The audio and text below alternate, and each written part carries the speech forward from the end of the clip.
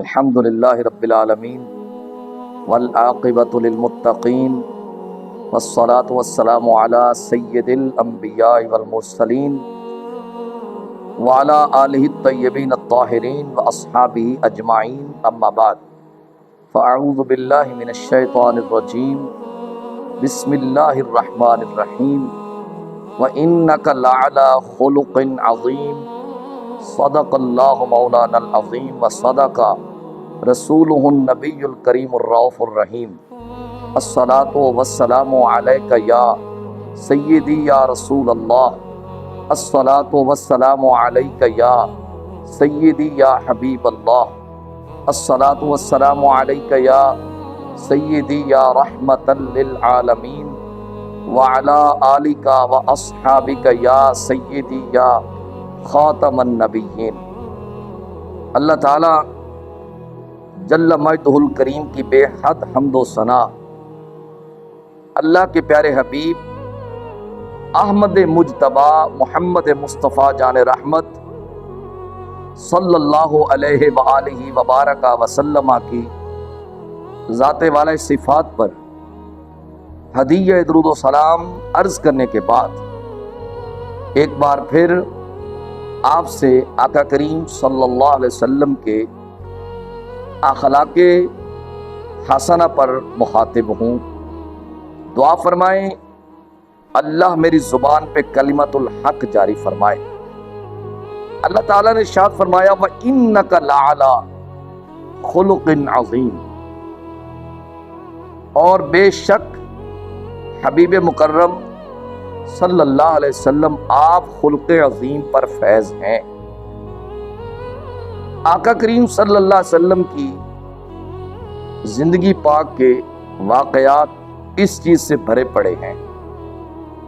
حضور صلی اللہ علیہ وبارک وسلم مکہ شریف سے اسلام کی دعوت کے لیے پیدل 130 کلومیٹر سفر کر کے طائف تشریف لے جاتے ہیں، صرف کس کے لیے کہ اللہ کی وحدانیت کا پرچار ہو، اللہ کی توحید کا لوگوں کو درس دیا جائے، لوگوں کو اللہ کی وحدانیت کے بارے میں بتایا جائے۔ لیکن افسوس سے کہ جب رسول کائنات صلی اللہ علیہ وبارک وسلم طائف تشریف لے گئے، طائف پہنچے، ان لوگوں کو جا کر اللہ کا پیغام دینے کی کوشش کی، دعوت حق دینے کی کوشش فرمائی، تو ان لوگوں کا رویہ بہت ہی زیادہ سخت تھا۔ اتنا سخت تھا کہ ایک بار ام المومنین سیدہ عائشہ صدیقہ رضی اللہ تعالی عنہ عرض کرتی ہیں یا رسول اللہ صلی اللہ علیہ وسلم، اللہ نے سابقہ انبیاء کو بہت ساری تکلیفیں دی ہیں، آپ کو تو اتنی تکلیفیں نہیں آئیں۔ آقا کریم نے ارشاد فرمایا عائشہ، تمام نبیوں کی تکلیفیں ایک طرف، میری طائف والی تکلیف کا مقابلہ نہیں کر سکتی۔ اللہ اکبر، اتنی بڑی تکلیف دی گئی کہ جب آقا کریم صلی اللہ علیہ وسلم نے ان کو دعوت حق دی، انہوں نے آقا کریم صلی اللہ علیہ وسلم کے پیچھے بچوں کو لگا دیا، اور بچوں نے آقا کریم صلی اللہ علیہ وسلم کو نشان لگا لگا کر پتھر مارے، یہاں تک کہ آقا کریم صلی اللہ علیہ وسلم اپنا ایک پاؤں زمین سے اٹھاتے وہ دوسرے پاؤں پر مارتے، حضور کے پاؤں مبارک خون آلودہ ہو گئے، نالین مبارک خون سے بھر گئے۔ آقا کریم صلی اللہ علیہ وبارک وسلم حضور جب شدت تکلیف کی وجہ سے بتقاضۂ بشریت زمین پہ تشریف فرما ہوتے، تو وہ حضور کے وہ بال جن کی قسمیں میرا رب قرآن میں کھاتا ہے، ان بالوں سے پکڑ کے حضور کو جھٹک کے کھڑا کرتے۔ اتنی تکلیف دی گئی، آقا کریم صلی اللہ علیہ وسلم کو بڑی تکلیف دی گئی، بڑی اذیت دی گئی، یہاں تک کہ آقا کریم صلی اللہ علیہ وسلم کے نالین مبارک خون آلودہ ہو گئے۔ سرکار شدت تکلیف کی وجہ سے جب بیٹھتے ہیں، حضور کے بالوں سے پکڑ کے کھڑا کرتے ہیں۔ اللہ اکبر، تقدیر یہ منظر دیکھ رہی ہے، غلمان جنت یہ منظر دیکھ رہے ہیں، سارے فرشتے یہ منظر دیکھ رہے ہیں، پوری کائنات یہ منظر دیکھ رہی ہے، یہ کیا ہو رہا ہے، جس کی خاطر پوری کائنات کو بنایا گیا، جس کی خاطر زمین و آسمان کو پیدا کیا گیا، جس کی خاطر لوح قلم بنائے گئے، جس کی خاطر اللہ نے اپنی ربوبیت کا اظہار کیا، اس محبوب کے ساتھ کیا رویہ اپنایا جا رہا ہے۔ اللہ اکبر۔ اتنے میں ملک العطش آ گیا، یعنی آگ والا فرشتہ آ گیا، عرض کرتا ہے یا رسول اللہ صلی اللہ علیہ وسلم، آقا آپ مجھے حکم دیں، میں آگ جلا کے ان کو راکھ کر دوں۔ اللہ اکبر۔ ملک الریح ہوا والا فرشتہ آ گیا، یا سیدی یا رسول اللہ صلی اللہ علیہ وسلم، آپ ہمیں حکم عطا فرمائیں، میں ہوا چلا دوں، پہاڑوں کو بہار سے ملا دوں، یا رسول اللہ ان کو ہوا میں اڑا کے لے جاؤں، ان کو نیست و نابود کر دوں۔ ملک الجبال آ گیا، یا رسول اللہ صلی اللہ علیہ وسلم آپ ہمیں حکم دیں، ہم پہاڑوں کو بہار سے ملا دیتے ہیں، ان کو درمیان میں پیس کے رکھ دیتے ہیں۔ ملک الماء یعنی بارش والا پانی والا فرشتہ آ گیا، عرض کرتا ہے یا رسول اللہ صلی اللہ علیہ وسلم، کا آپ ہمیں حکم دینا، ہم بارش برسا کر ان کو غرق کر دیں، ان کو تباہ و برباد کر دیں۔ اللہ کے رسول صلی اللہ علیہ وسلم نے اپنے ہاتھ فضا میں بلند فرمائے، اجابت انتظار کر رہی ہے۔ حضور کیا دعا مانگتے ہیں؟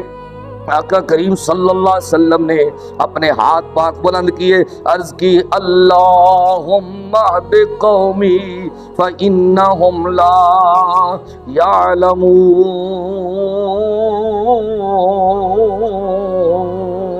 اے اللہ جب مجھے نہیں جانتے، اگر ان کو میرے مقام کا پتہ ہوتا، اگر ان کو میری عظمت کا پتہ ہوتا، ان کو میرے مرتبے کا پتہ ہوتا، ان کو میری شان و شوکت کا پتہ ہوتا، یہ کبھی ایسا نہ کرتے، کبھی میرے ساتھ ظلم نہ کرتے، کبھی مجھے تکلیفیں نہ دیتے۔ اے اللہ مجھے نہیں جانتے، میں امید رکھتا ہوں یہ تو نہیں، چلو ان میں سے لوگ آئیں گے جو کلمہ پڑھیں گے، جو تیری دعوت کو قبول کریں گے، جو تیری وحدانیت کا پرچار کریں گے۔ اے اللہ یہ مجھے نہیں جانتے، ان کو ہدایت دے دے۔ اللہم اغفر لقومی فإنہم لا یعلمون۔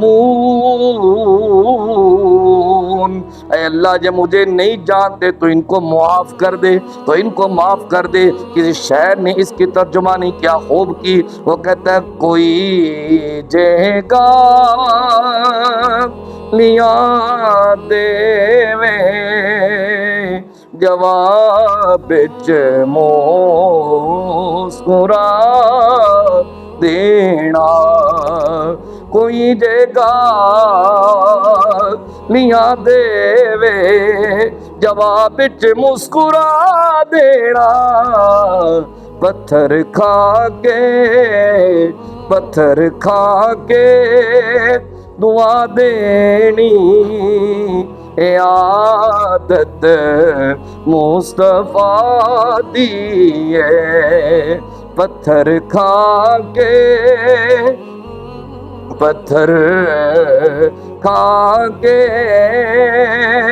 دعا دینی، اے عادت مصطفیٰ دی ہے، جتھوں مجرم بری ہوندے عدالت مصطفیٰ دیے۔ شہنشاہ کائنات صلی اللہ علیہ وسلم نے واپس مڑتے ہوئے پھر بھی ان سے ارشاد فرمایا، تم مکے والوں کو اپنے رویے کے بارے میں نہ بتانا، ان کو بہت افسوس ہوگا کہ یہ پڑھے لکھے لوگ ہو کے دعوت حق کو نہیں سمجھ سکے، دعوت حق کو قبول نہیں کیا۔ یعنی آقا علیہ السلام نے اتنی تکلیف کے بعد بھی، اتنی اذیت کے بعد بھی ان کی عزت پر حضور نے پہرا دیا ہے، ان کی عزت کی حفاظت کی ہے کہ تم اپنی اس حرکت کے بارے میں اہل مکہ کو نہ بتانا ورنہ ان کو افسوس ہوگا۔ تو اللہ پاک نے اس لیے ارشاد فرمایا وَإِنَّكَ لَعَلَىٰ خُلُقٍ عَظِيمٍ، اے حبیب مکرم صلی اللہ علیہ وسلم آپ بے شک خلق عظیم پر فیض ہیں۔ اللہ مجھے اور آپ کو آقا کریم صلی اللہ علیہ وسلم کے اخلاق حسنہ پر چلنے کی توفیق دے۔ وصلی اللہ تعالی علی حبیبہ محمد وعلی آلہ واصحابہ اجمعین برحمتک یا ارحم الراحمین۔